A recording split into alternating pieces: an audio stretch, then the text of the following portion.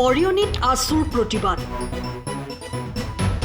মৰিয়নিৰ বিধ্বস্ত বাটপথৰ উন্নয়নৰ লগতে বিভিন্ন সমস্যা সমাধানৰ দাবীত প্ৰতিবাদত বহিল আছুৰ মৰিয়নি আঞ্চলিক সমিতি।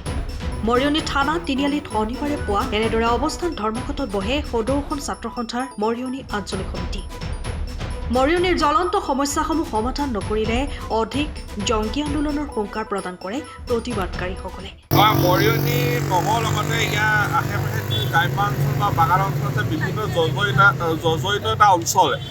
আমি দীৰ্ঘদিন ধৰি আমি কিছুমান সমস্যাৰ আমি দাবী জনাই আহিছিলোঁ। আমি যোৱা 12 তাৰিখে আমি এখন চক্ৰ বিষয়াক আমি এখন স্মাৰক পত্ৰ প্ৰদান কৰিছিলোঁ যে 15টা দাবী সম্বলিত, কিন্তু সেই 15টা দাবীৰ ভিতৰত আমি কোনো ইতিবাচক সহায় পোৱা নাই। তাৰ কাৰণে আমি আজি অৱস্থান ধৰ্মঘট কাৰ্যসূচী গ্ৰহণ কৰিছোঁ।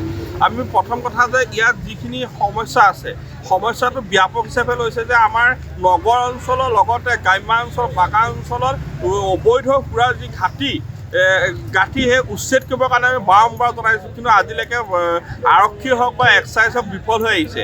লগতে ইয়াৰ লগতে মৰিয়নি যি ফুটপাথৰ ওপৰত বেদখল হৈছে সেইখিনি আমি উচ্ছেদ কৰিবলৈ কৈ আহিছোঁ।